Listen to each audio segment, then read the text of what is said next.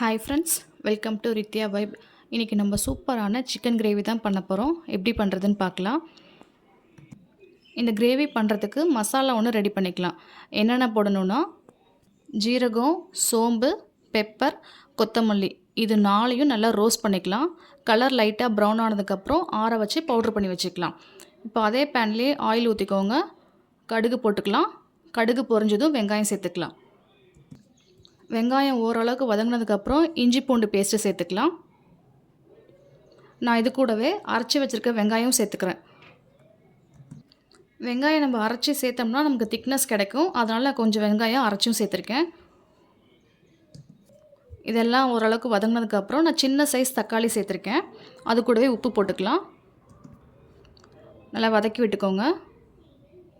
தக்காளி நல்லா வதங்கினதுக்கப்புறம் நம்ம சிக்கன் வாஷ் பண்ணி வச்சுருக்கேன், அதையும் சேர்த்துக்கலாம். நான் இன்றைக்கி 1/2 kg சிக்கன் தாங்க சேர்த்துருக்கேன். இந்த வெங்காயம், தக்காளி, இஞ்சி பூண்டு பேஸ்ட் இது கூடவே அந்த சிக்கனை வந்து 1 நிமிஷம் வதக்கி விட்டுக்கலாம். அப்புறம் மசாலாஸ்லாம் சேர்த்துக்கலாம். மஞ்சத்தூள், சிக்கன் மசாலா 2 ஸ்பூன் சேர்த்துருக்கேன். மிளகாத்தூள், நம்ம அரைச்சி வச்சுருக்க மசாலாவே இது கூட சேர்த்துக்கலாம். இதெல்லாம் சேர்த்து நல்லா கிளறி விட்டுக்கோங்க. ஒரு 2 நிமிஷத்துக்கு இந்த மசாலா கூடவே வதக்கி விட்டுக்கலாம். அப்போ தான் அந்த மசாலா எல்லாம் சிக்கனுக்குள்ளே இறங்கி நல்லா டேஸ்ட் கொடுக்கும்.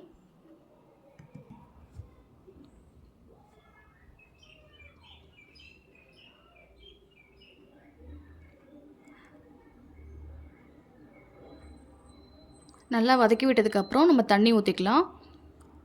சிக்கன்லேயே ஆல்ரெடி தண்ணி இருக்கும், அதனால் நம்ம கொஞ்சமாக தண்ணி ஆட் பண்ணால் போதும்.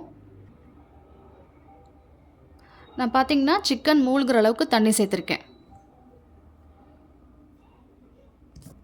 ஒரு மிக்ஸ் பண்ணிவிட்டு வேகிறதுக்காக நம்ம மூடி வச்சுக்கலாம்.